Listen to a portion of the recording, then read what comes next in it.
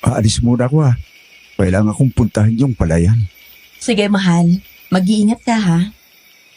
Isarado mong mabuti ang bintana at pintuan ha. Oo na. Sige na. Umalis ka na at baka naghihintay na sa'yo si Lolo Arnold. Hihintayin ko pa yung pinsan kong si Belle. Malapit na daw siya dito sa atin. Sige, alis na ako ha. Sige, ingat ka.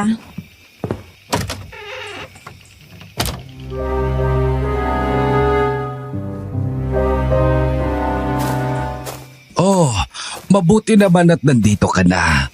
Sakto at kailangan ko na rin magpahinga. Pasensya na lo. Tinulungan ko pa kasi ang asawa ko eh. Tosya, ikaw na ang bahala dito sa mga palay ha. Kailangan bantayan ng mabuti ang mga yan. Sige lo. Ingat po kayo sa pag-uwi. Oh, sige.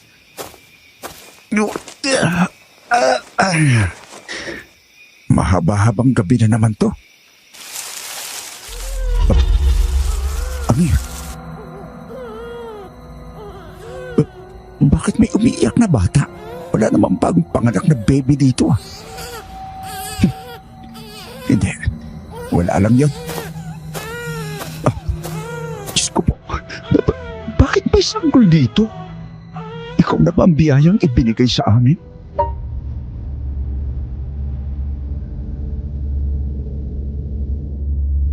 Isang mapagpalang araw sa inyo, Miss Ligaya, at sa lahat ng tagapakinig ng channel na ito. Ako nga po pala si Belle. Hindi ko tunay na pangalan. Isa akong guro. May nais lamang sana akong ibunyag sa inyo. Isang sikreto na iilang tao lamang ang nakakaalam. Ilang taon na ang nakalipas mula nang mangyari ang kwentong ito. At unti-unti na itong nababaon sa limot. Pero nang makapakinig ako ng mga kwento sa channel nyo, naisipan kong ibahagi na rin ang naging karanasan ko. Noong minsan nakituloy ako sa bahay ng pinsan ko sa Ifugao. Lalo na't may connection ito sa mga kakaibang nilalang ng dilim. Nangyari ito nang minsang magbakasyon ako sa bahay nila. Patagal na silang kasal at isa sa kahilingan nilang dalawa ay ang magkaroon ng anak. Kaya naman, nang makapulot ng sanggol ang asawa ng pinsan ko, agad niya itong inuwi sa bahay. Mapayapa ang probinsya noon at sagana sa mga pananim. Pero unti-unting nabalot ng milagro ang lugar. Na minsan, kahit maliit na nilalang, ay kaya ring gumawa ng kasamaan.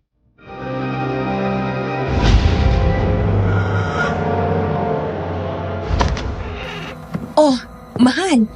Bakit umuwi ka kagad? Mahal, may napulot akong baby sa palayan. Eto. Isang sanggol ang bitbit ni Warren sa kanyang mga bisig. Nakabalot pa ito sa lampin at mahimbing na natutulog. Oh, Diyos ko. Sino naman kaya nag-iwan sa batang yan? Hindi ko alam. Narinig ko lang yung iyak niya sa palayan.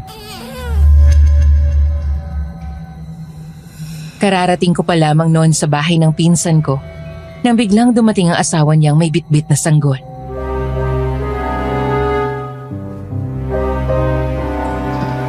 Ang mabuti pa, hanapin natin ang mga magulang niyan. Oo nga, mahal. Dalhin na natin sa barangay ang batang to. Hindi ko alam kung sino ang nag-iwan. Katunayan niya, wala akong narinig kanina na parang naglalakad. Basta narinig ko na lang na may umiiyak eh. Sino naman ang nag-iwan? Paano na yan? Mahal, di ba matagal na nating pinangarap na magkaroon ng anak? Baka eto na yun. Baka etong bata na to ang sagot sa matagal na nating dasal. Sigurado ba kayo sa desisyon ninyo? Baka hanapin niya ng magulang niya. Hindi ko alam eh. Baka nga hanapin siya. Sigurado na kami ate. Mahalaga namin si Ani itong sanggol. Tsaka, iniwan na rin naman siya ng magulang niya eh. Di ba mahal? Sa bagay, tama ka nga naman. Mukhang gutom ng batang yan. Bigyan niyo na siya ng gatas. Ay, paano yan? Wala tayong gatas dito. Ako na bahala. Saglit at pupunta ako kay Ate Teresa. Hihingi ako ng lumang bote ng anak niya. Tsaka gatas.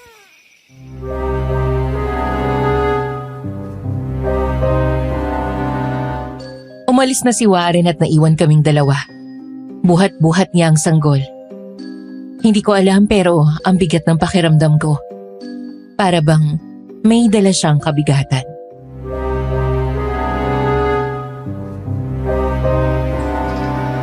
Kawawa naman siya, di ba ate? Ang tagal na naming ipinagdarasal ni Warren na magkaroon kami ng anak. Pero itong magulang ng bata, hindi man lang nagdalawang isip na abandonahin siya. Baka naman siya na yung matagal nyo nang ipinagdadasan. Siya talaga ate. Kaya kukup-kupin namin siya ni Warren. May pangalan ka na ba para sa kanya? Wala pa eh. Siguro sabay na lang namin pag-iisipan ni Warren ng tungkol dyan.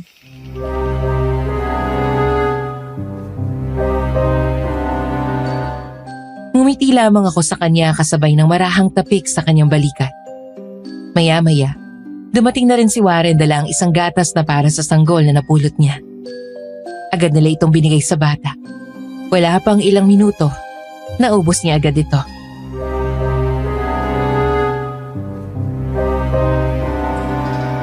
Aba, mukhang gutom na. Mabuti na lang may binigay sa akin si Ate Teresa na gatas. Kaya pwede na siyang timplahan ulit. Sige nga mahal, timplahan mo ulit itong anak natin at mukhang gutom na. Ba, napakatakaw naman talaga. Oo nga ate. Gabi na. Magpahinga ka na kaya. Ang layo pa naman ang biniyahe mo. Ayos lang ba? Baka kailangan nyo pa ng asawa mo ng tulong. Oo naman. At saka bisita ka namin. Kaya pumunta ka na sa isang kwarto at magpahinga na. Sige na nga. Magpapahinga na ako para maagang magising bukas at matulungan kita sa mga gawain.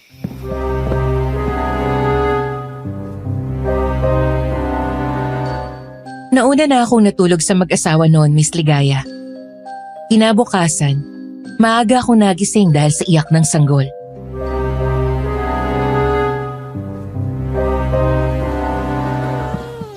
Oh, ate, gising ka na pala.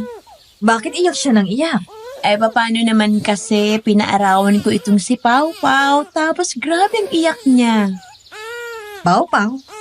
Oo, ate. Pau Pau ang palayaw nitong anak namin ni Warren. At Paulo naman ang pangalan niya. Oh, anong nangyari at grabe ang iyak nitong si Pau, Pau?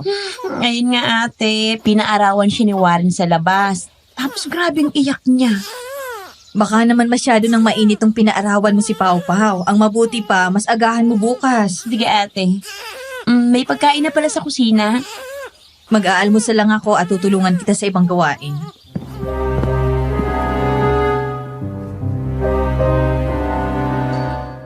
Mabilis lang akong nag-agahan nun. Dalawa lang kami ni Annie ang naiwan sa kanyang bahay. Dahil si Warren ay maaga pa lang, naroon na sa palayan. Ate, magsasaing lang ako. Ikaw na munang bahala kay Pau Pau, ha? Naiwan akong nakatitig sa sanggol habang mahimbing itong natutulog sa duyan. Oh, bakit mahaba na agad ang kuko mo? Napakunot ang noo ko sa nakita ko. Mahimbing ang tulog ni Pau Pau. Ngunit ang mga kuko niya, mahaba na. Parang sa isang matandang tao.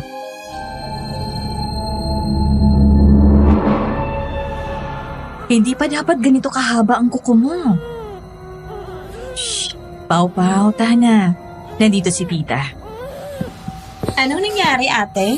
Bigla kasi siyang umiyak. Akin na nga si Pau Pau. At baka nagugutom na yung anak ko na yan. Ang haba ng kuko niya, Ani. Putulan mo na kaya?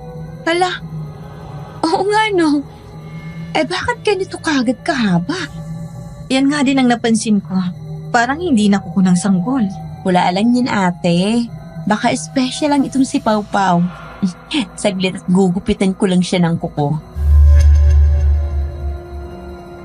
Maingat na nilapag ni Annie si Pau Pau sa papag upang gupitan ang kuko nito. Bakit parang ang tigas ng kuko niya? Parang hindi normal. Normal yan ate. Akong bahala. Nagtagal ng ilang minuto si Annie sa paggugupit ng kuko ni Pau Pau. Dahil sa sobrang tigas ng mga kuko nito. Sa wakas, natapos na rin.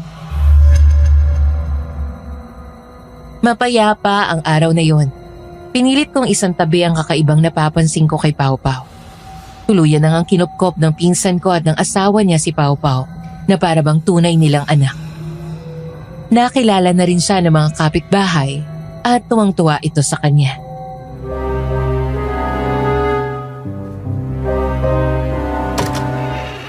Oh, Tia. Kayo ho pala. Magandang umaga, Bel. Nasaan ang apo ko? Nandun po. Nilalaro ng magulang niya. Ani! Nandito si Tia Antonia. Pasok po kayo, Tia. Oh man, napadalaw po kayo. Ay, paano? Namiss ko itong apo kong gwapong-gwapo. Pabuhat nga ako. Hmm?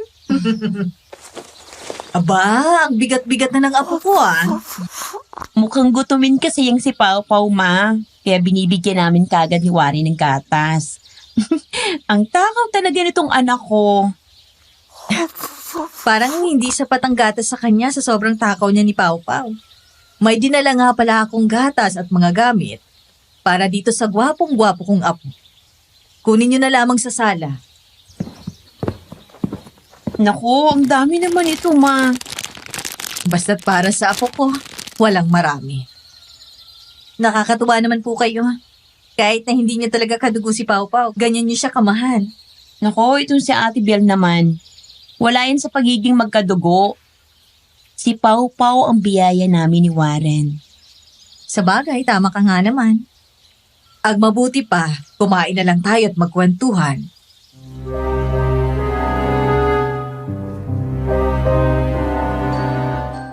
Maghapong nanatili si Tita Antonia sa bahay ni na Ani at Warren upang makipagkwentuhan.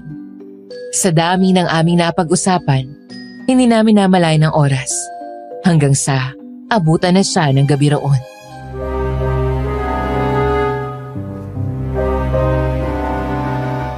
Kailangan ko na palang umuwi, Ani. Naghihintay pa sa akin ang mga kapatid mo. Sige, ma, ingat po kayo.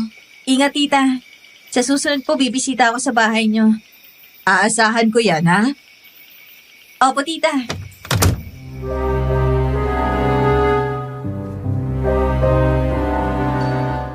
Nakangiting tumango si Tita Antonia bago tuluyang umalis. Maya-maya, dumating na rin si Warren mula sa palayan.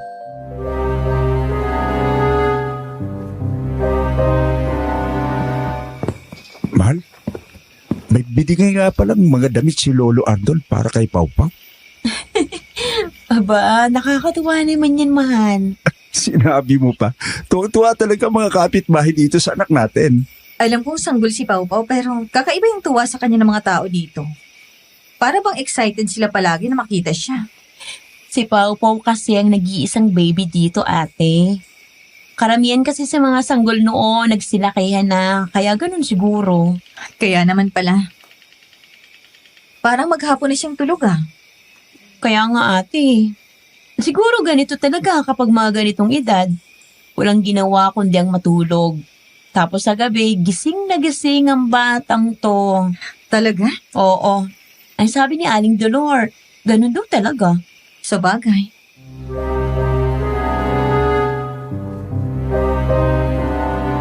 Nakatitig pa rin ako kay Pau Pau.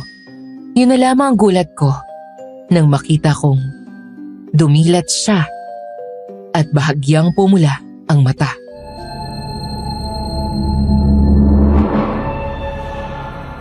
Ani, nakita mo ba yun? Ha? Ang alin, ate? Dumilat si Pau Pau. Tapos parang pumulang mga mata niya. Ate naman eh. Baka guni-guni mo lang yan. Pagod ka lang siguro. Tigilan mo nga ako sa pananakot. Hindi naman kita tinatakot. Parang naging kulay pula talaga siya. Ang mabuti pa, maghandaan na lang tayo para sa hapunan. Oo nga pala. Ate, ikaw na muna ang bahala kay Pau Pau.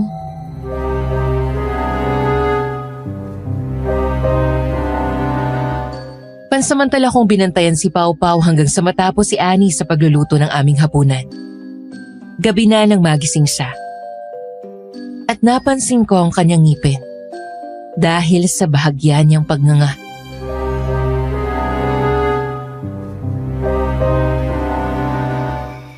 Sandali. Bakit parang may ngipin ka na? Ay, Diyos ko. Ano bang meron siyang bata at parang kakaiba ka? Oh, gising na pala si Pau-Pau namin. Aka na siya, ate. Para makakain ka ng maayos. Ayos ka lang ba? Oo naman. May ngipin na nga pala si Pau-Pau. Aba, mukhang special nga ang anak ko Hindi ka ba natatakot? Masyado siyang kakaiba. Hindi kanya ng tamang edad para tubuan ng ngipin. Hindi ate, anak namin ni Ani to. Kaya special siya.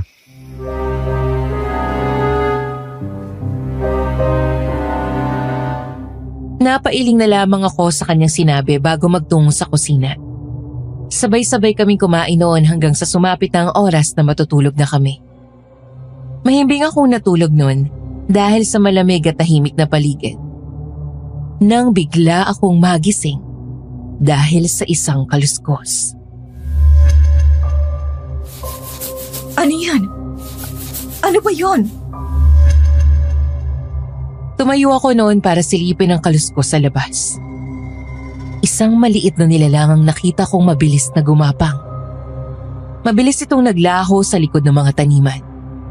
Ngunit bago ito tuluyang nawala, nasilayan ko ang mahaba nitong kuko na kumislap sa ilalim ng buwan. Diyos ko, ano yon? Dali-dali ako bumalik sa loob at isinara ang bintana. Hindi ko na alam kung anong oras akong nakatulog dahil sa sobrang takot at sa nakita ko. Kinabukasan, agad kong sinabi kay Ani ang tungkol dito.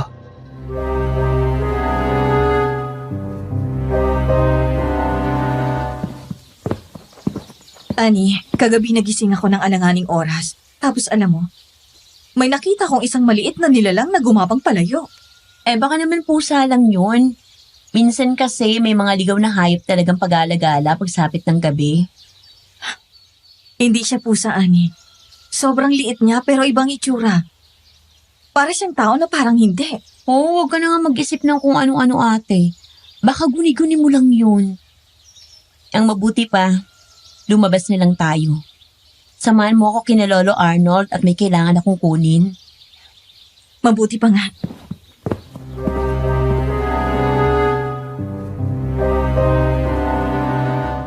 Lumabas kami noon ni Ani para pumunta sa bahay ni Lolo Arnold. Buhat-buhat ni Ani si Pau-Pau habang nakabalot ito sa tela.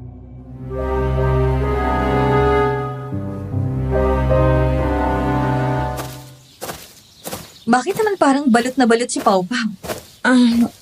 Kasi ate, parang allergic sa araw si Pau-Pau. Nasasaktan siya eh. Allergic sa araw? Sanggol pa lang siya, Ani. Oo nga ate. Pero napapansin namin yung Warren na tuwing tinatamaan siya ng sikat ng araw, umiiyak siya ng malakas. Kaya mas mabuting takpan na lang. Hindi ko gustong mag-isip ng masama. Pero Ani, hindi ba kayo natatakot? Paano kung may ibig sabihin yan? Ani, pag ganyan si Pau-Pau, baka hindi siya isang ordinaryong bata. Si ate talaga. Lahat na lang pinag-iisipan ng kung ano-ano. Basta kami ni Warren, masaya kami na may Pau-Pau kami.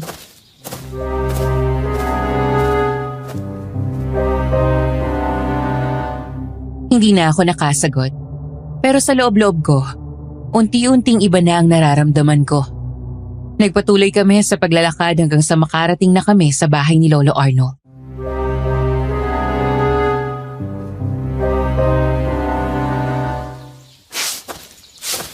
Oh, mabuti naman at nakarating na kayo.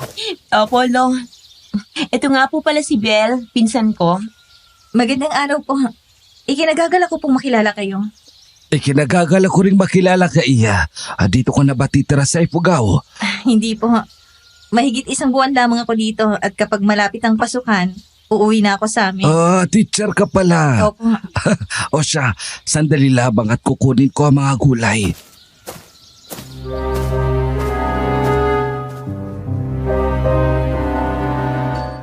Naiwan kaming dalawa ni Ani sa labas. Hawak-hawak niya si Pau-Pau habang marahang hinahaplos ang likod nito. Panaybati kay Pau-Pau ang mga taong nakakakita sa kanya.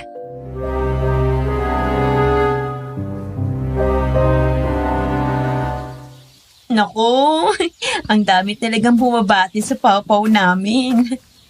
Oh, eto na yung mga gulay at prutas. Kailangan niyo pa ba ng tulong para sa pagbubuhat? Hindi na po, Lo. Kami na pong bahala. Te, ikaw na lang ang magbuhat kay Pawpaw. Tara na, ate. Lo, dito na po kami. Oo siya, mag-iingat kayo ha. Salamat po.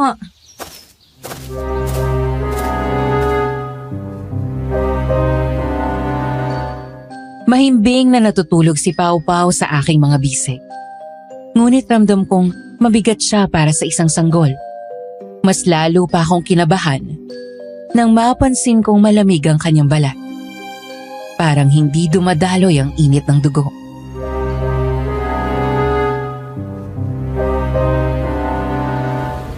Huwag kang mag-isip ng kung ano-ano. May sinasabi ka, ate? Wala. Saan kayo nang galing? Nandyan ka na pala, mahal. Kumusta? Ayos lang naman. Saan kayo nang galing? Kay Lolo Arnold. Kinuha lang namin tong gulay at mga prutas. Naku naman talagang lumabas ka.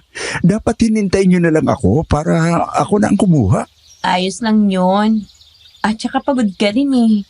Oo nga, Warren. Nandito naman ako kung kailangan ng tulong nitong si Annie.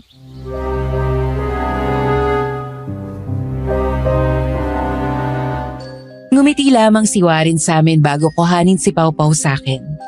Nagtulungan kaming dalawa ni Annie sa pag-aayos na mga kinuha namin kay Lolo Arnold.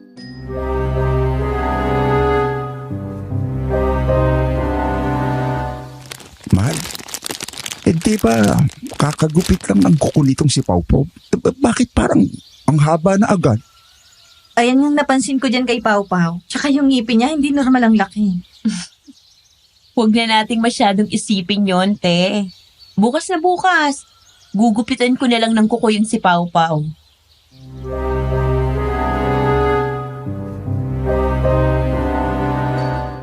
Natahimik na lang ako noon, Miss Ligaya. Nagpatuloy kami sa aming ginagawa hanggang sa sumapit na ang oras para magpahinga kami.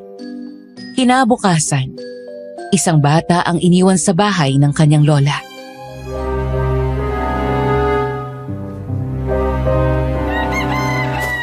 Pasensya ka, Ani. Kung dito ko muna iiwan itong si Mimi, ay wala kasing magbabantay sa kanya. Ayos lang po, Lola. At saka mabait naman na bata itong si Mimi. Ay, mabuti ka talagang bata. O siya, aalis na ako, ha? Mimi, apo, magpapakabait ka dito kina Ate Ani mo, ha? Huwag masyadong malikot dito.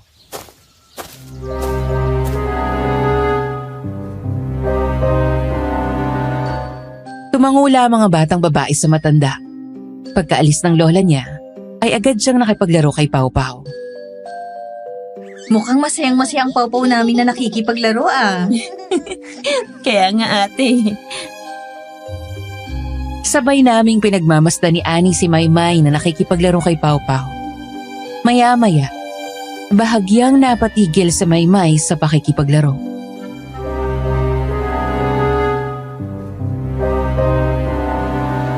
Bakit? May problema ba, Mimi? Bakit po malaki na agad ang ngipin niya?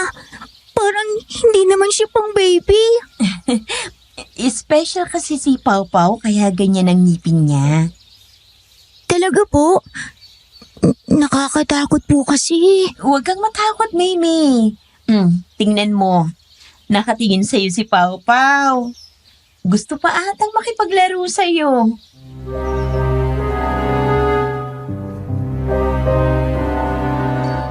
Tumango na lamang si Maymay sa sinabi ni Annie. Ngunit bakas ang takot sa kanyang mga mata. Buong maghapong nakipaglaro si Maymay kay Pau Pau. Umuwi lamang siya nang sunduin na siya ng kanyang lola. Simula ng araw na yon, madalas na siyang bumisita. Ngunit, makalipas lang ang ilang linggo, nagkasakit siya ng malubha.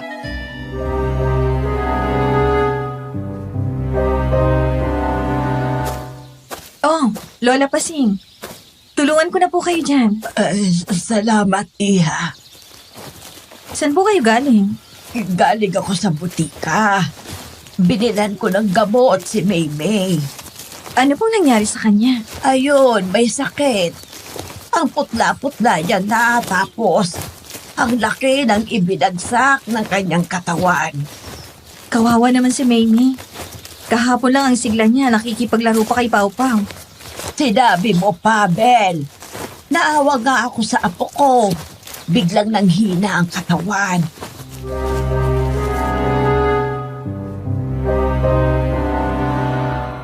Nakarating na kami sa bahay ni na Lola Pasing at Maymay.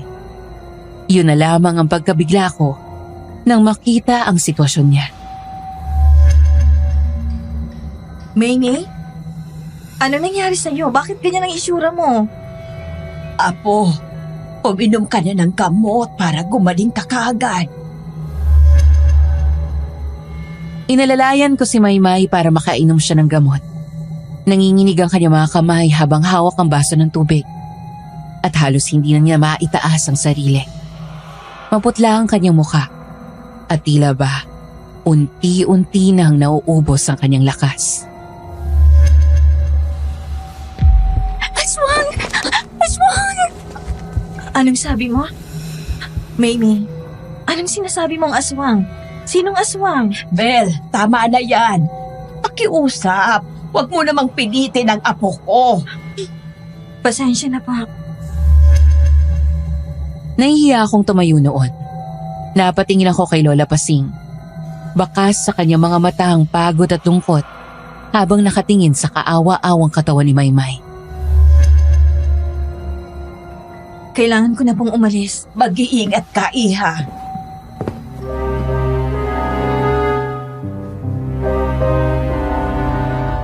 Kumusta ang pamamasyal mo na mag-isa, ate?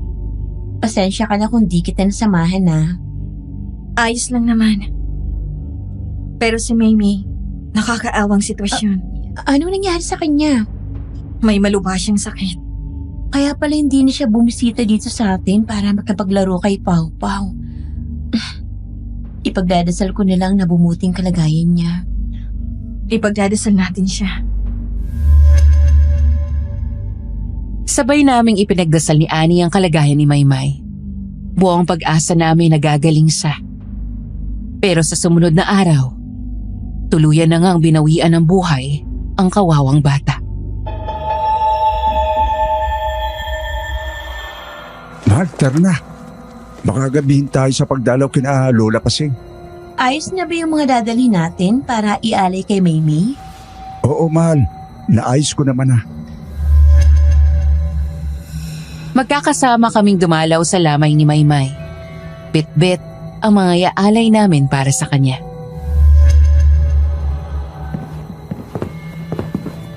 Mabuti naman at nakadalaw kayo. Oh, ay kasama niyo pala si Pau Pau. Opo. Wala kasing magbabantay sa kanya eh. Magandang gabi, Lola. Condolence po.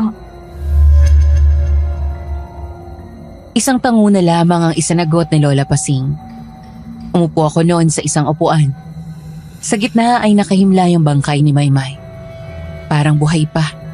Nakaupo at nakatitig sa amin. Ayos ka lang ba, ate? Oo naman. Mukhang masiglang-masigla si Pau Pau, ha? Kaya nga eh. Siguro natutuwa siya sa maraming tao. Pinagmasdan ko lamang si Pau Pau na humahagikik habang buhat ni Annie. Muli ako napatingin sa bangkay ni Maymay at mas lalo akong nangilabot nang makitang nakatitig ito kay Pau Pau. Isa sa tradisyon ng mga taga-Ifugao, ang bangkay na nakaupo. Wala lang yun. Ano yun? May sinasabi ka ba, ate? Wala. Eh bakit parang natatakot ka? Para kang balisa. Hindi, ayos lang ako. Tumango na lamang si Annie sa akin, pero bakas sa mga mata niya ang pag-aalala. Pinilit kong isang tabi ang nararamdaman kong takot noon. Pero hindi ko na talaga kinakaya, kaya nagpaalam na ako sa kanila na mauuna na ako sa pag-uwi. Annie, Warren. Mauuna na ako sa inyo Sumama kasing pakiramdam ko. Kaya mo na ba ate? Oo naman. Mag-iingat kayo sa pag-uwi mamaya. Ikaw din ate. Maya-maya uuwi na rin kami ni Warren. Sige, dito na ako.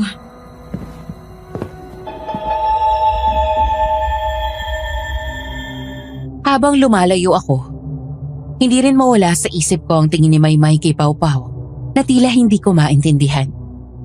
Nagpatuloy ako sa paglalakad hanggang sa makasalubong ko ang isang lalaking payat ang pangangatawan, maputla ang labi, at naglalabas ng mga ugat. Magandang gabi. Alam mo ba kung saan yung lamay? Doon kina Lola Pasing. Makikilamay ka ba? Magdira-diretso ka na lang. Makikita mo naman kaagad. Salamat. Isang ngiti na lamang ang sinagot ko sa kanya bago ako lumakad palayo. Pero napahinto ako nang muli siyang magsalita. Nagsisimula na siya. Anong ibig mong sabihin? Nagsisimula na siyang maghasik ng lagim. Nagtayuan ang mga balahibo sa katawan ko dahil sa mga salitang binitiwan ng lalaki. Parang biglang lumamig ang paligid. Hindi ko maintindihan. Hindi ko alam ang sinasabi mo. Halos habulin ko ang paghinga ko nang makarating na sa bahay ni na Annie at Warren. Diyos ko, ano ba namang kababalagan nito? Wala lang yan. Baka nananakot lang siya. Sandali lang. Oh, Annie, bakit nandito na kayo? Akala ko mamaya pa kayo uuwi. May pasok kasi bukas si Warren. Kaya umuwi na lang kami. Ayos ka lang ba? Parang balisa ka na naman ate. Ayos lang ako. Sigurado ka ha? Oo naman. Huwag ka nang mag-alala. Akin na si Pau Pau, mahal. Mag-ayos na tayo para makapagpahinga na.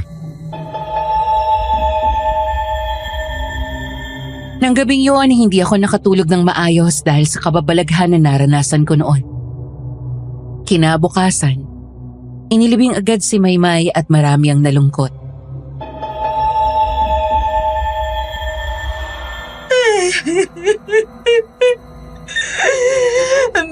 May, apo ko. Patawarin mo sana ako kung hindi kita nailigtas. Paalam, apo. Naway makamtan mo ang kapayapaan dyan sa kabila. Tuluyan nang inihatid si Maymay sa kanyang huling hantungan. Ngunit hindi pa doon natapos ang lahat. Dahil sa sumunod na araw, ay isang hayop ang natagpo ang patay. Anong meron? Naglalakad ako noon papunta sa bahay ni na Tita Antonia. Nang madaanan ko ang mga taong nagkukumpulan, kaya saglit akong napahinto sa paglalakad. Anong nangyari? Bakit ganyan ang itsura ng kalabaw? Hindi ko napigilan ang pagtaas ng aking boses dahil sa nakita kong sitwasyon ng kalabaw. Wakwak ang tiyan nito, na halos luwa na ang mga lamang loob. Ang mga dugo nito ay nangitim na at halos patuyo na rin.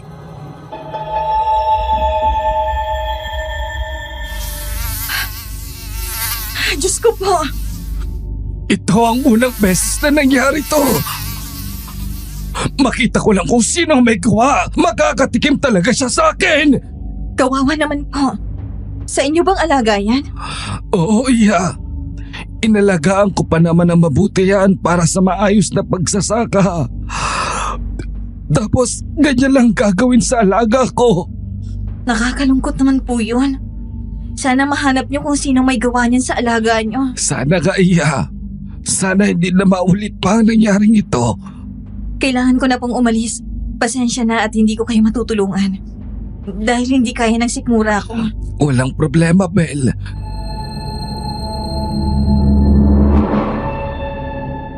Tumango na lamang ako sa kanya bago umalis.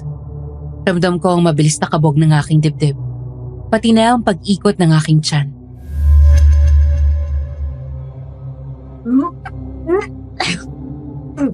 Kadire.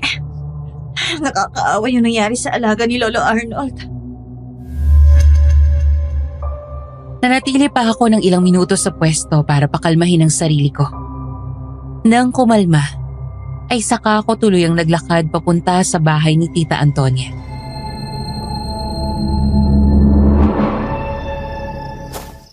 Mabuti naman at nakabisita ka na sa akin. Magandang araw, Tia. Pasensya na kung hindi agad ako nakabisita dito. Ayos lang yon. Halika sa loob at may hinanda ako para sa iyo. Sa kusina kami dumiretso ni Tita Antonia. Napakarami niyang inihandang pagkain noon para sa akin. Nagsimula kami magkwentuhan habang kinakain ang mga hinanda niyang pagkain. Hanggang kailan bang bakasyon mo dito? Matagal-tagal pa po. Makakaabot ka ba ng pista? Opo, Tia. Ayan talaga yung pinunta ko dito. Ang sabi kasi ni Mama, masaya daw yun. Sinabi mo pa, paniguradong matutuwa ka sa dami ng pagkain. Lalo tuloy akong na-excite. Kumusta naman kayo sa bahay? Yung apo kong si Pau Pau. Kumusta na rin yon? Ayos lang naman, Tia. Tapos si Pau Pau, ayun, napakatakaw na bata. Parang ang hindi sapat sa kanyang gatas na binibigay ni na Anit Warren. Anong ibig mong sabihin? Paano po kasi parang palagi siyang gutom. Mayat maya siya binibigyan ni Ani ng gatas. Normal lang naman na maging matakaw ang sanggol.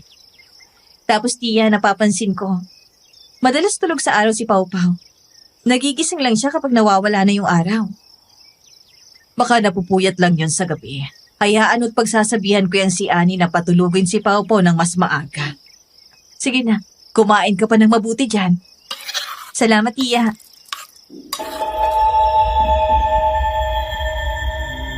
Maya-maya dumating na rin ang mga pinsan ko at napasaya lalo ang kwentuhan namin. Kaya naman inabot ako ng halos magagabi na sa bahay ni Tita Antonia. Nako, Tia, magdidilim na pala. Kailangan ko na pong umuwi. O siya, sige, mag-iingat ka, ha? Pakikumusta mo na lamang ako kina Ani, ha? Tsaka ito, iuwi mo rin pala ito. Opo, maraming salamat. Alice, Ara, aalis na ako, ha? Sa susunod na lang ulit.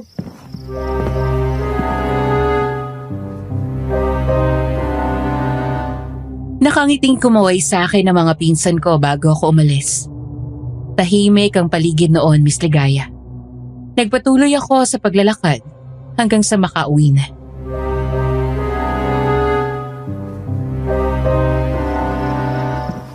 Kumusta, ate? Ayun, naparaming kwentuhan. Kaya eto, ginabi na. Eto nga pala, pinabibigay ni Tia Antonia. Wow! Nakakatuwa naman.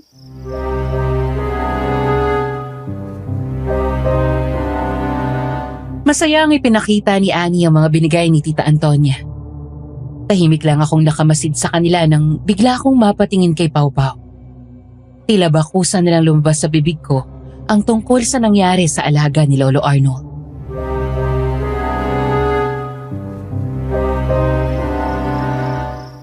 Alam mo na ba yung nangyari sa alagang hayop ni Lolo Arnold? Narinig ko nga ang lala ng ginawa sa alaga niya. Kawawa nga. Alam mo, parang hindi tao ang gumawa no. Hindi tao. Anong ibig mong sabihin? Ang lala kasi nang ginawa dun sa kalabaw. Ay, hindi ko na alam pa. Oh, mahal. Nandyan ka na pala. Mukhang may kasama ka yata. Silang dumahal. Bago kong kasama.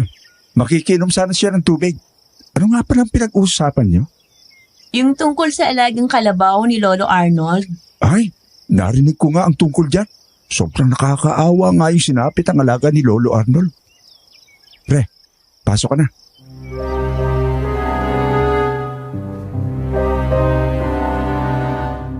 Tila nag-aakyatan sa ulo ko ang aking dugo nang makita ko kung sino ang kasama ni Warren. Siya yung lalaki na may kung ano-anong sinasabi sa akin nung gabing galing ako sa lamay ni Maymay.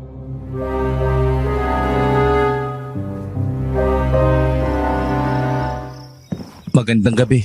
Magandang gabi din. Pasensya na kung medyo makalat. Meron kasing sanggol. Ano ka ba? Ayos lang yun.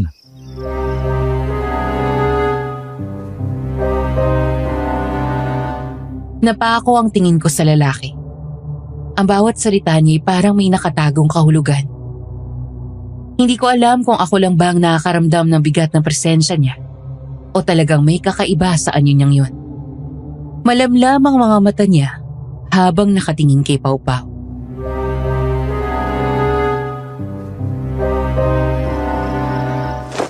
Anak niyo? Oo, pre. Ang pogi, no? Maana sa akin. Ang pogi nga, pre. Saglit, kukunan lang kita ng tubig. Hindi niyo alam kung anong binuhay niyo. Anong ibig mong sabihin? Masyado ka namang kabado. Wala naman akong masamang ibig sabihin. Akala ko kasi kung ano na. Mahal na mahal mo yung anak mo, no? Oo naman. Sobrang mahal na mahal namin ni Warren tong anak namin. Maswerteng bata.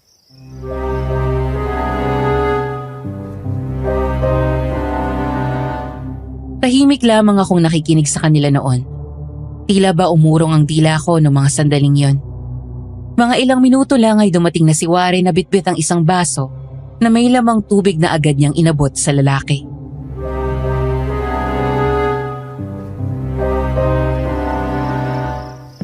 Salamat, pre. Kailangan ko na palang umuwi. Sigurado ka ba? Sumubay ka na rin sa amin sa hapunan. Hindi na. May tiningnan lang ako. Tiningnan. Anong ibig mong sabihin? Wala yun. Baka kung ano-ano pang iniisip niyo. Salamat ulit, pre. Nakakatakot naman yun, mahal. At saka napansin mo ba, te? Grabe ang tingin niya kay Pau Pau. Kaya nga eh. Bago mo lang ba siya kasama, mahal?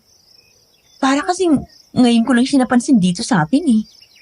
Ay, oo. Bago lang siya dito. Nakita ko na kasi siya noon. Nagtanong pa nga siya kung saan yung lamay ni Maymay.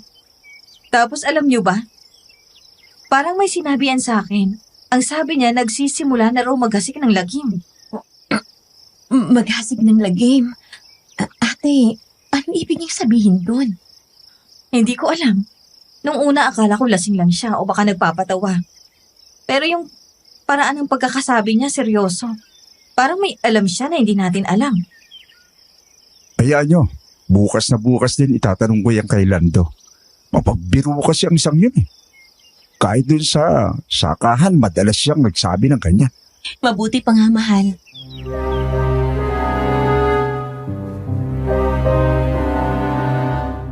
Kinabukasan, agad niyang tinanong ni Warren kay Lando ang tungkol sa sinabi ko.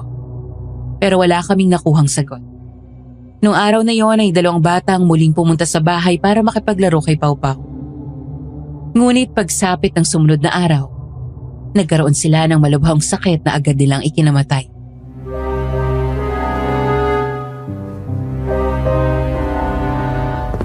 Ani, pangalawang beses na itong nangyayari. Ilang bata na nagkakasakit at namamatay. Tapos ang huli nilang nakalaro si Pau Pau. Gusto mo bang isipin ang lahat? Na may kinalaman ng anak ko? Hindi. Hindi ko matatanggap yun, ate. Ani, hindi ko sinasabing siya, pero hindi ba't napapansin mo rin? Sa tuwing may lumalapit kay Pau Pau, may masamang nangyayari. Sanggol pa lang si Pau Pau. Huwag mo naman siya pag-isipan ng kung ano-ano. Pasensya na, Ani. Hindi ko lang maiwasang mag-isip ng kung ano-ano. Ina ako ni Pau Pau, ate. Kaya nasasaktan ako sa mga sinasabi mo. Huwag mong idamay ang isang walang muwang sa mga nangyayari dito sa atin. Pasensya na talaga. Hindi na mauulit. Hindi na umimik pa noon sa akin si Annie. Isang malalim na buntong hininga na lamang ang pinakawalan ko noon. Agad din naman kaming nagbati ni Annie noon, Miss Ligaya. Kaya naging magaan din ang pakiramdam ko nung gabi bago kami matulog. Ate, samahan mo naman ako sa palengke. Sige, magbibihis lang ako. Magkasama kaming pumunta ni Annie sa palengke. Buhat-buhat niya si Pau Pau noon na balot naman sa isang tela.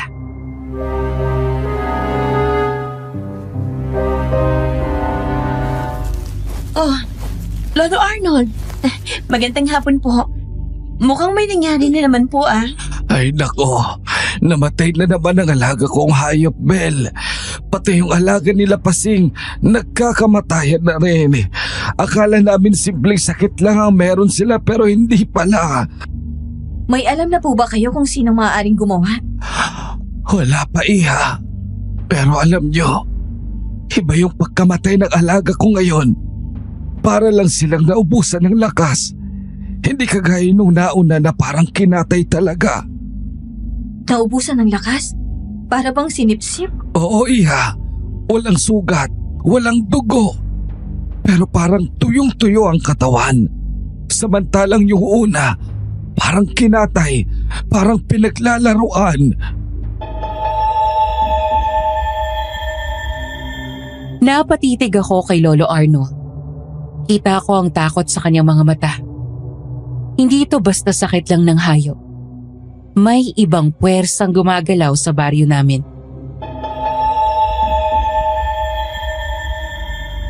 Sana po, malaman na kung sinong may gawa nun. Hahanapin namin sa Iha. Saan nga pala kayo pupunta? Mamamalengke lang po. Ganun ba? Pasensya na kung naka-istorbo pa ata ako sa lakad nyo. Hindi naman po. O siya, sige na, mag-iingat kayo ha.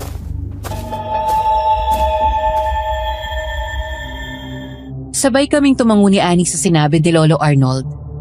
Pagkarating sa palengke, ay agad na inabot ni Annie sa akin si Pau Pau.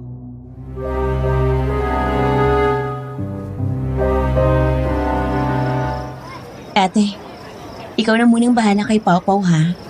Para mabilis ako makapamili. Sige, Umiwas ka sa araw ha. Mabilis lang naman ako. oo, ako nang bahala sa kanya.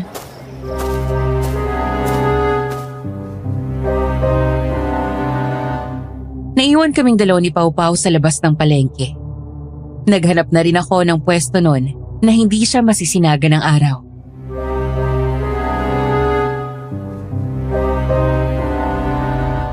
Bakit ba kasi bawal ka sa araw? Anak mo ba yan? Hindi po. Bitawan mo ang sanggol na yan! Bitawan mo siya! Sumpayan! Napaatras ako sa gulat. Halos mabitawan ko si Pau Pau sa lakas ng sigaw ng matanda. Nagsimulang magtinginan ng ilang tao sa paligid kung nasan kami ni Pau Pau. At ang matandang babae naman ay nakatingin sa amin na nanlilisik ang mga mata. Lola, bakit niyo po sinasabi yan? Anong nangyayari dito? Sumpa! Sumpa! Itapon niyo siya! Kapahamakan ang dala yan! Huwag niyo ang dinadamay ang anak ko sa pamahiin niyo na yan. Wala kayong karapatang husgahan siya. Tara na nga ate. Tahimik akong sumunod nun kay Annie. Ramdam ko ang bigat sa paligid pati na rin ang mabilis na tibok ng aking puso habang naglalakad kami pa uwi. Kilala mo ba yung matandang yun, ate? Hindi. Bigla na lang siyang lumapit sa amin ni Pau Pau kanina. Isang tango na lamang ang sinagot ni Annie sa akin. Nagpatuloy kami sa paglalakad hanggang sa makabalik na kami sa bahay. Akin si Pau Pau. Saglit, pupunta lang ako sa kusina at aayusin ko itong mga pinamili mo. Sige, salamat. Nagtungo na ako sa kusina noon para ayusin na ang pinamili ni Annie. Tahimik lang ako noon habang iniisip ang sinabi ng matanda. Nang matapos ay lumabas na ako sa kusina at naabutan ko si Annie na kinakausap si Pau Pau. Mahal na mahal ka ni nanay, anak. Ikaw ang biyaya namin ng tatay mo. Totoo yan, Pau Pau. Ang swerte mo sa nanay at tatay mo. Maliit akong napangiti noon dahil sa hagik-dik ni Pau Pau, Miss Ligaya. Pinilit kong alisin sa isipan ko ang tungkol sa sinabi ng matanda. Pero hindi nawala sa isip ko yon. Kaya naman naisipan kong pagmasdan siya ng mabuti. At mas lalo kong napansin ang mga bagay-bagay sa kanya.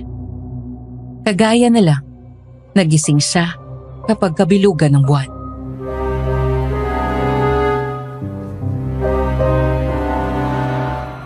Ani, gising talaga si Pao Pao tuwing hating gabi? Oo, ate. Bakit? Wala naman. Hindi ko na sinabi pa kay Annie ang tungkol sa iniisip ko kay Pau Pau. Dahil alam kong hindi siya maniniwala sa akin. Lalabas na muna ako. Okay. Lumabas ako noon at naisipan kong puntahan si Lolo Arnold para magtanong tungkol sa mga aswang.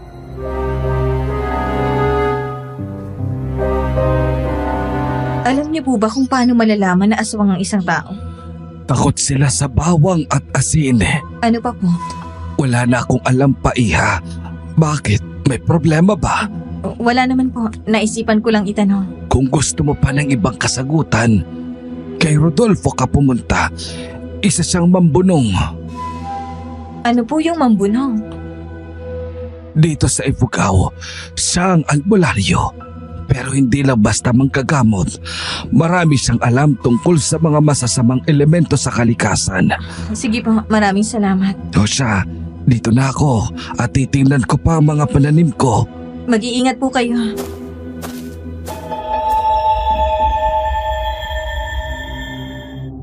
Umalis na si Lolo Arnold at ako naman ay nag-iba na rin ang direksyon. Sa gitna ng paglalakad, ay nakasalubong ko si Lola Pasing na may dalang bayong na agad ko namang tinulungan.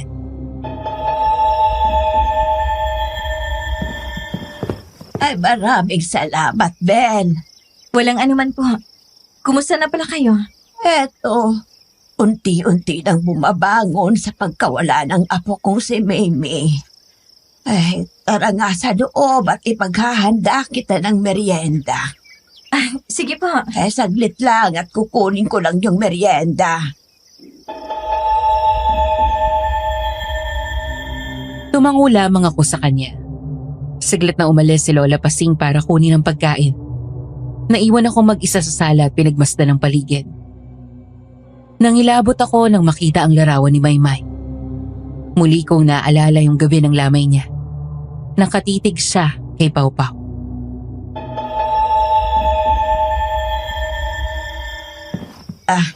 Eto na ang merienda mo. Salamat po. Ang bango naman po. Anong tawag dito? Binakle, iha. Ay, sikat yan dito sa Ifugao. Ang sarap ha. Salamat po. Walang anuman. Kumain kang mabuti. Maghapon akong tumambay sa bahay ni Lola Pasing, kaya hindi ko na malaya ng oras. Ay, magagabi na pala, Lola. Kailangan ko na palang umuwi. Saglit lang at kukunin ko ang ibang binakle. Ibigay mo na lamang kinawanin at ani. Eto. Mag-iingat ka sa pag-uwi. Salamat po.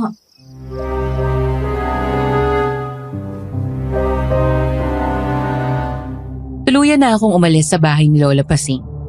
Pero bago umuwi sa bahay ni na Ani, ay naisipan ko muna bumili ng bawang at asin.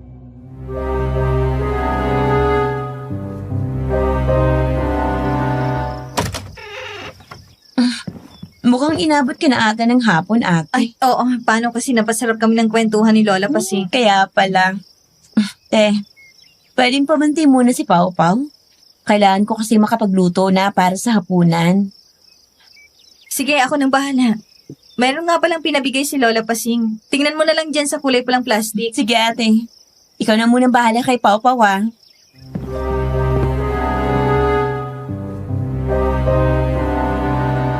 Tumango lamang siya sa akin. Pagkaalis ni Ani ay agad kong kinuha ang bawang at asin. Unti-unti kong inilapit yon kay Pau Pau. Yun na lamang ang gulat ko nang bigla siyang umiyak.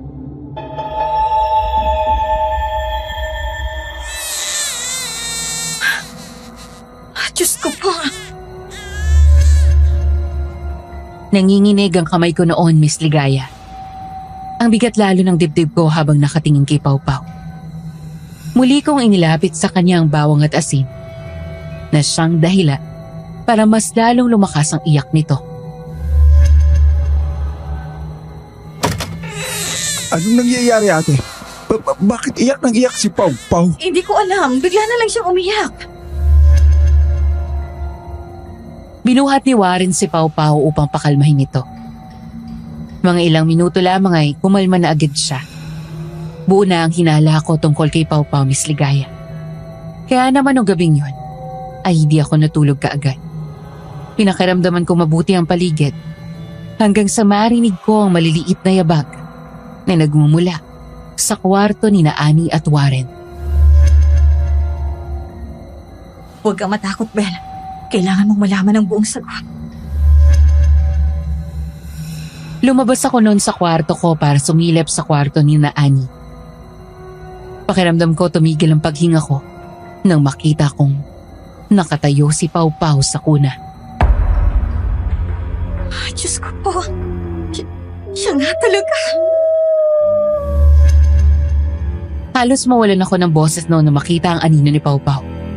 Hindi ito isang sanggol, kundi isang maliit na halimaw na may pakpak at mahabang kuko. Tamang hinala ko. Siya ang aswang. Nagmamadali akong bumalik noon sa kwarto.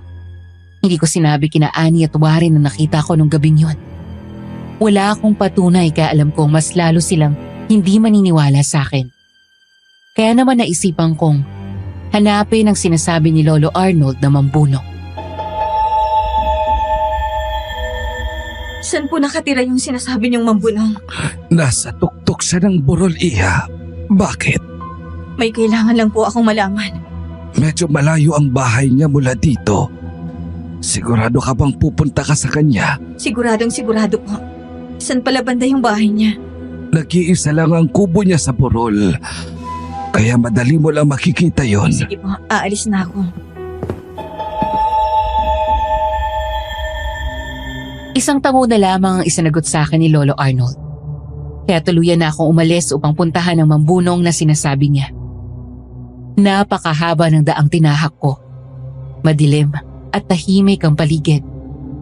Tanging hampas ng hangin at huni ng mga ibon ang naririnig. Inabot ako ng halos 1 oras sa paglalakad bago ko narating ang lugar. Matapos ang mahabang paglalakbay, natanaw ko na rin ang isang lumang bahay na yari sa kahoy. Sa harap nito ay may isang matandang lalaki na nakaupo. Malamlam ang mga mata at may hawak na tabako.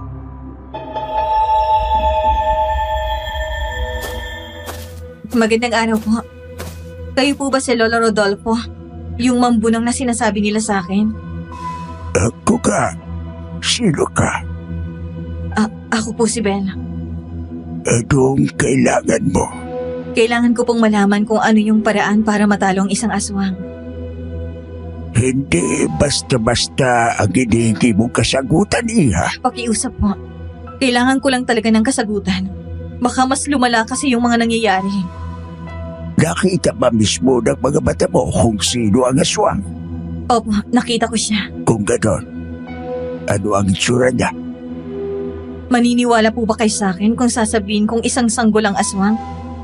Una pa lang po, naghihinala na ako sa kanya. Meron na siyang ngipin agad na parang sa matanda. At yung kuko niya, ang bilis humaba at ang tigas pa. Tapos po, yung mga batang nakakalaro niya, lahat namatay. Kung totoo ang nakita mo, hindi ordinaryong aswang ang kaharap mo. Iyan ang pinakamasahol sa lahat. Sapagkat ang inosente kapag nilamon ng dilim, mas mabagsik pa sa halimaw. Naniniwala po kayo sa akin? Oo naman. Paano mo pala nakilala yung bata? Ampun po siya ng pinsan ko. Napulot lang siya sa palayan. Mukhang naulit na naman ang nangyari noon. Ano pong ibig niyong sabihin? Madalas na gawin ng mga aswang noong pamaan ang pag-iwan ng sanggol sa palayan. Paraan yun upang magtanim ng binhi sa isang komunidad. Isang sumpa na unti-unting kakain sa mga taong naandoon. Pero tandaan mo, Iha, hindi mo basta-basta matatalo ang isang yon. Dahil ang dugo at laman nito ay pinagpala ng kadiliman. Kung ganun po, paano ko siya matatalo? May dalawang paraan lang para matalo siya. Una, ang pagputol ng anino niya sa ilalim ng kabilugan ng buwan. Pangalawa, ang pagpakain sa kanya ng dugo ng isang ina na bagong panganak. Kapag yun ang natikman niya, masusunog ang laman niya at matatapos ang sumpa. Wala naman po atang buntis dito. Kung meron man, baka matagal pang manganganak yun. Kung ganon, yung una na lang ang gawin natin. Sa susunod na araw na ang pista dito sa Ifugao. At bago ang araw na yon, ay magkakaroon ng kabilugan ng buwan. Doon mo kunin ang sanggol at dalhin sa palayan. Paano ko po gagawin yun? May ibibigay ako sa iyo.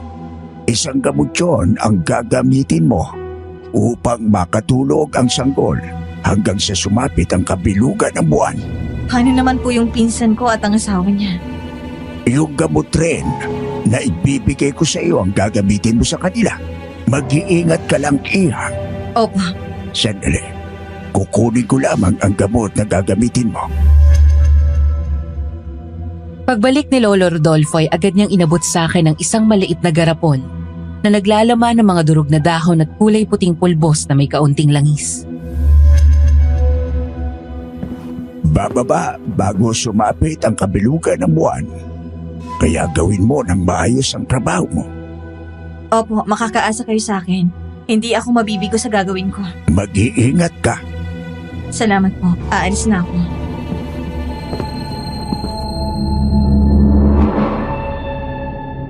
Matapos ang pag-uusap ay agad akong lumakad paalis. Humigpit ang hawak ko sa boteng ibinigay sa akin ni Lolo Rodolfo. Hindi ko pinahalata kay na Ani at Warren ang nalalaman ko tungkol sa anak-anakan nila. Naging maingat ako sa pagsasagawa ng plano ko noon. Hanggang sa sumapit na ang gabi, bago ang pista sa Ifugao. Gabi noon at naghahanda na kami para sa paparating na pista kinabukasan. Maraming nakalatag na ricados na ihiwain namin sa mesa para sa mga iluluto namin.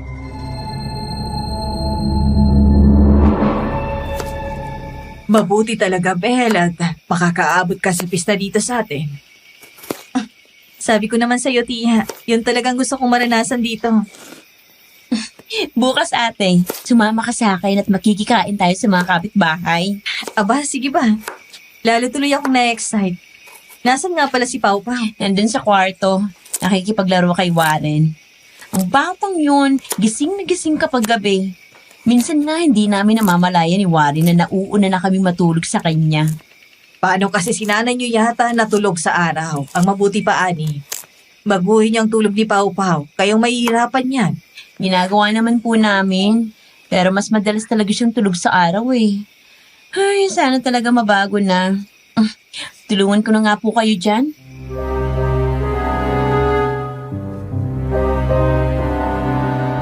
Tumulong na si Ani sa amin sa pag-aayos, kaya mabilis din kaming natapos. Pagkaalis ni Tita Antonia, ay saka ako nilagyan ng mga iinuming gatas ng 3. Pasensya na kayo, Ani. Warren, kailangan ko lang gawin to. Naging maingat ang kilos ko nang masiguradong wala ng butas. Saka ako kinuha si Pau Pau para dalhin sa palayan. Bilog na bilog ang buwan ng mga oras na yon.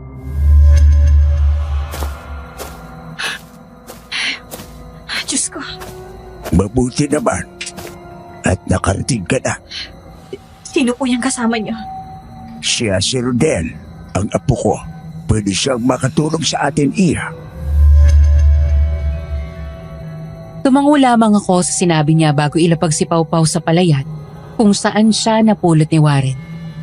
Nagsimula si Lolo Rodolfo sa mga gagawin niya.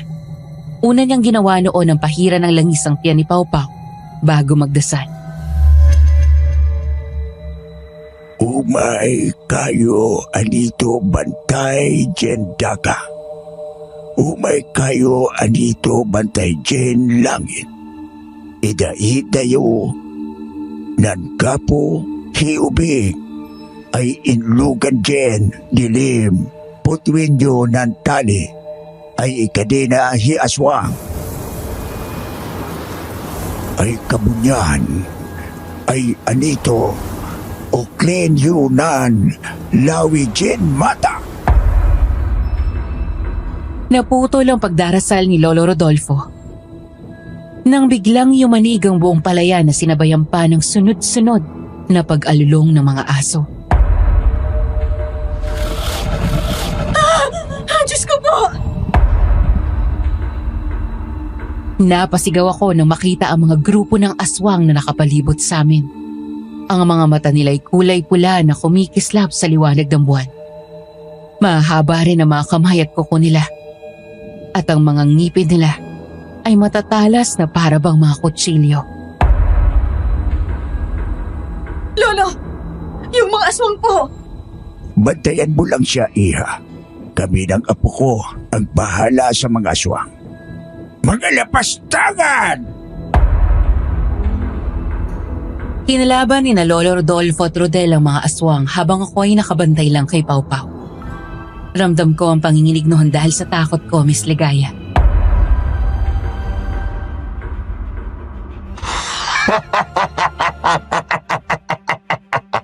Hindi nyo mapuputol ang sumpa. Ang sanggol na yan ang uubos sa inyo!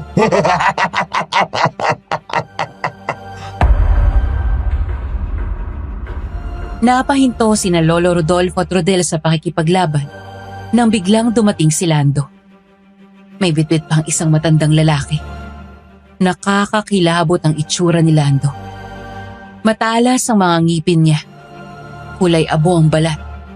At ang mga mata niya ay naglalagablab sa pula. May bakas pa ng dugo sa kanyang bibig. Ikaw! Walang iya ka, bitawan mo siya! Pakawala mo na ako! Ay parang awa mo na! Bakit naman kita pakakawalan, tanda? Ay, ikaw ang pagkain ko. Tulungan niyo ako pakiusap! Ayoko pang mamatay! Rodolfo! Rodel! Tulungan niyo ako! Ismael, lililigtas ka namin! Paalam, tanda! Ha? Walang iya ka! Ang sarap!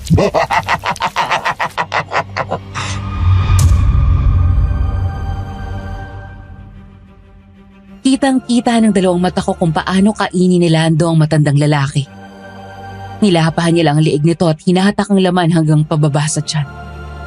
Dumanak ang dugo at naglipalan rin ang mga lamang loob nito sa paligid.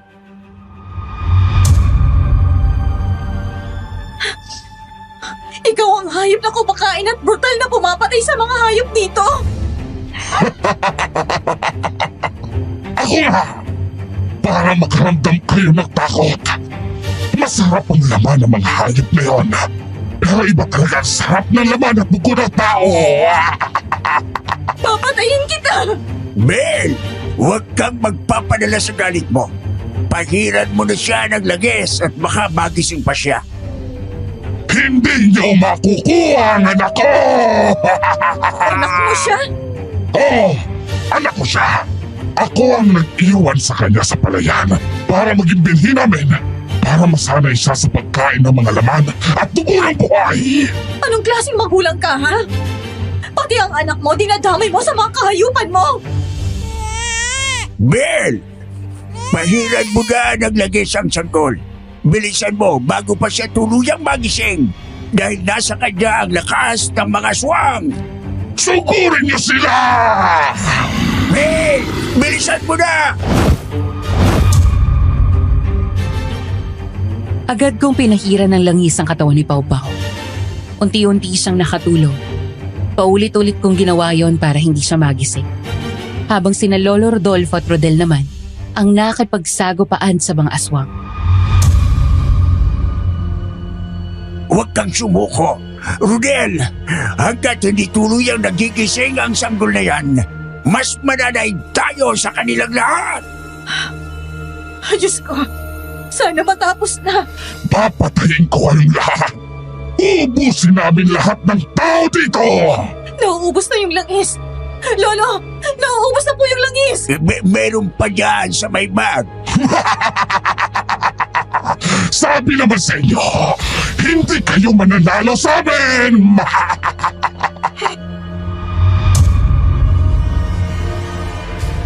Dumagundong ang lupa habang unti-unting nagbago si Pau Pau. Mula sa kanyang likuran, lumitaw ang 2 pakpak na madilim na parang balat ng paniki. Ang mga mata niya ay nagniningning sa pula. Ngipin at kuko'y tumalim. At mukhang handang pumatay. Hindi ako titigil! Kailangan mong mawala! Muli kong pinahira ng langis si Pau Pau para makatulog siyang muli. Sa gitna ng pakikipaglaban, ay isang boses ang di ko inaasahan.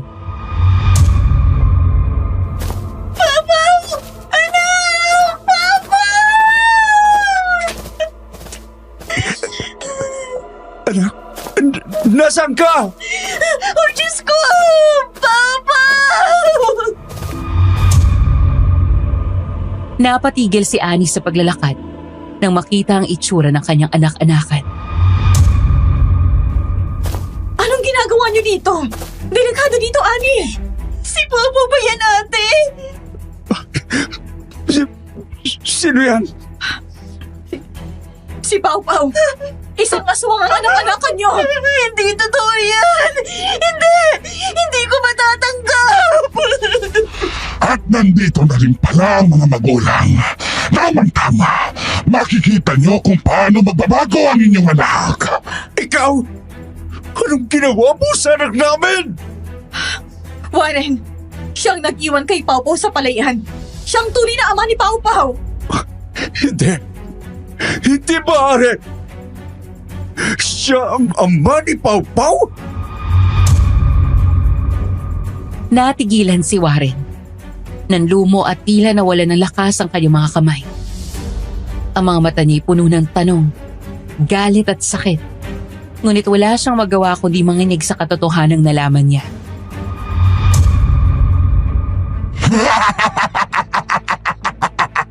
Sinabi ko naman sa inyo, di ba? Na hindi nyo alam kung ano ang binuhay nyo. Pero salamat sa pagkukup sa anak ko. Lagya ka! Ginamit mo ang anak namin para sa kasamaan mo! Walang pag-aalinlang sumugod si Warren kay Lando. Nanginginig ang bawat galaw niya sa galit at takot. Ngunit malinaw, handa siyang ibuwis ang buhay para iligtas ang anak niya. Warren! Huwag kang basta susugod! Malakas siya! Ben! Ade! Pagtulungan niyo ang pagpahin ng langis! Huwag kayong titigil hanggat hindi na uubos itong mga aswang!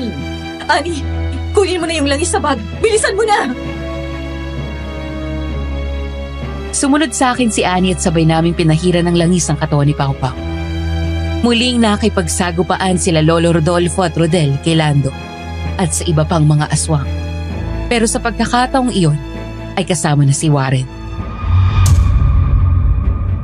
Ate, si Pau Pau ba talaga yun? Yung anak ko? Oo, Annie. Siya si Pau Pau. Kaya pala kakaiba siya.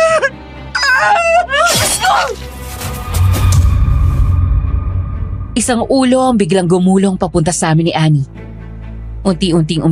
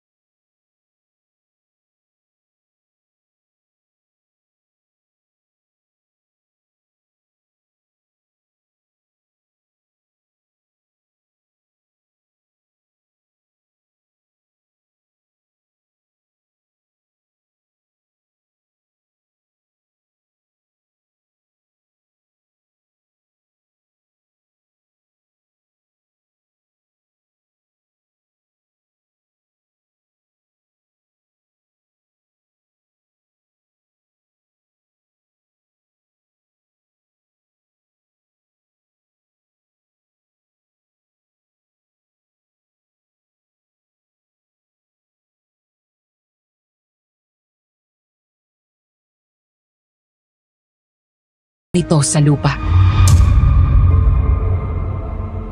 Rugel, Warren, kayo na bahala sa isang yan. Kailangan kong may sagawa muli ang ritual para mawala na ang sumpang nakakabit sa mag-ama. Papatayin kitang matanda ka!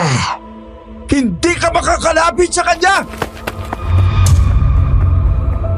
Tumakbo sina Rodel at Warren.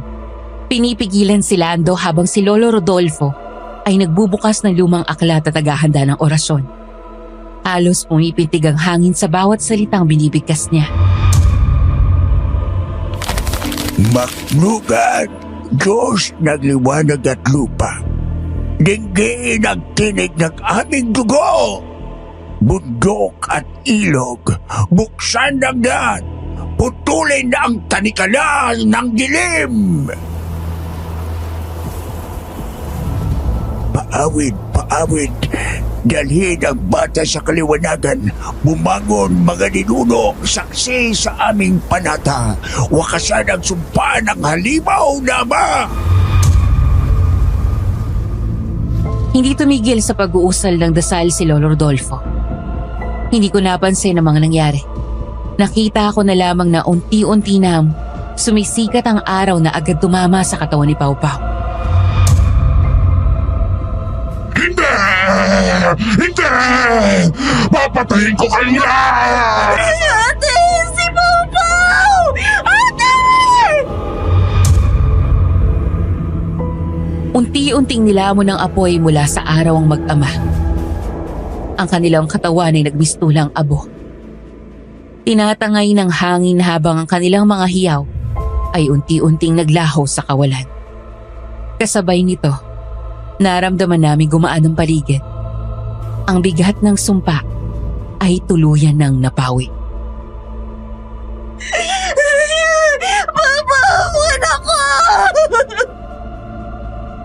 Pagod na pagod kaming lahat dahil sa pakikipaglaban. Kaya naman buong araw kaming natulog nun. Hapon na nang magising ako. At paglabas ng kwarto ko, ay nakita ko si Annie nasa harapan ng kuna ni Pau Pau.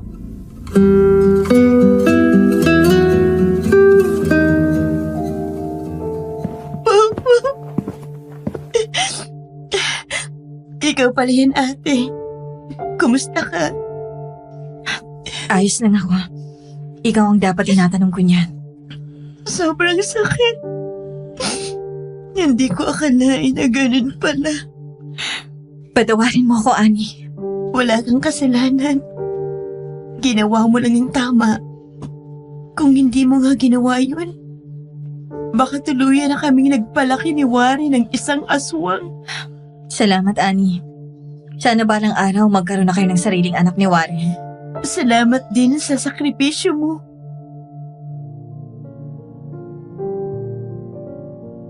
Nagyakapan kami ni Annie ng mahigpit at sabay na humagulgol. Doon nagtapos ang aking karanasan sa Ifugao. Sa ngayon, meron ng 3 anak sina Annie at Warren. Nabiyayaan sila ng anak ilang buwan matapos ang trahedya.